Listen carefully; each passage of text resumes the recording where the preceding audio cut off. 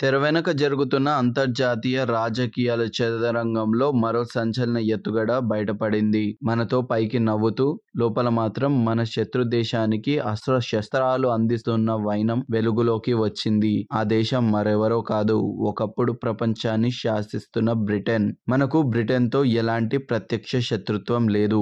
అయినా పాకిస్తాన్కు ఆయుధాలు ఎందుకు సరఫరా చేస్తుందన్నది $1,000,000 ప్రశ్నగా మారింది. కేవలం సొమ్ము చేసుకోవడానికే ఈ పనికి పాల్పడిందా, లేక ఉగ్రవాదాన్ని పెంచి పోషిస్తున్న దేశానికి మద్దతుగా పలకడంలో ఏదైనా రహస్య అజెండా ఉందా అనేది అంతుచిక్కడం లేదు. కొందరైతే ఉగ్రవాదాన్ని కూడా ఒక భావజాలంగా పరిగణించి దీన్ని పరోక్షంగా ఊతమినిస్తుందన్నది అనుమానాలు వ్యక్తమవుతున్నాయి. విస్మయకరమైన రీతిలో కొన్ని విశ్లేషణలు బ్రిటన్ భవిష్యత్తు గురించి ఆందోళనకరమైన విషయాలు చెబుతున్నాయి. 2050 నాటికి ఐరోపాలోనే తొలి ఇస్లామిక్ దేశంగా బ్రిటన్ అవతరిస్తుందని, గజ్వాయ్ హిందూ ప్రణాళికల్లో భాగంగా ఇది జరుగుతుందని కొన్ని వర్గాల అంచనా. ఈ నేపథ్యంలో భవిష్యత్ ఓట్ బ్యాంక్ రాజకీయాల కోసం అక్కడి లేబర్ పార్టీ ఇప్పటి నుంచే పావులు కదుపుతుందా అన్నది చర్చనీయాంశంగా మారింది. ఈ వాదనలకు బలం చేకూరుస్తూ మొన్న మనం ఉగ్రవాద శిబిరాలపై మెరుపు దాడులు చేస్తున్నప్పుడు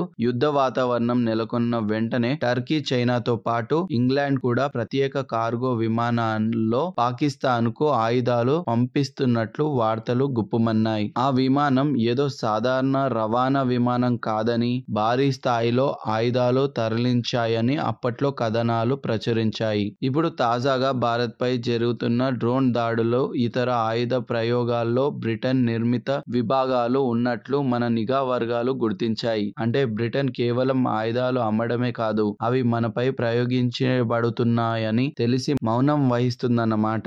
ఈ ఆయుధాలను అప్పుగా ఇచ్చిందా, ఉచితంగా బహుమతిగా ఇచ్చిందా, లేక భారత్పై ఏదైనా తెలియని శత్రుత్వం పెంచుకుందా అనేది మాత్రం ప్రస్తుతానికి సమాధానం లేని ప్రశ్న. ఈ మొత్తం వ్యవహారం చూస్తున్నట్లయితే అంతర్జాతీయ వేదికపై మిత్రులెవరో, శత్రువులెవరో అంచనా వేయడం కష్టంగా మారుతోంది. బ్రిటన్ చర్యలు వెనుక ఉన్న అసలు ఉద్దేశాలు త్వరలోనే బయటపడతాయని ఆశిద్దాం. బ్రిటన్ ఎందుకు అలా చేస్తుందో మీ అభిప్రాయాన్ని కామెంట్ చేయండి. ఈ వీడియో మీకు నచ్చినట్లయితే లైక్ చేయండి, మీ ఫ్రెండ్స్ అండ్ ఫ్యామిలీ మెంబర్కి షేర్ చేయండి. మరిన్ని లేటెస్ట్ అప్డేట్స్ కోసం మా ఛానల్ని సబ్స్క్రైబ్ చేసుకోండి. Thanks for watching.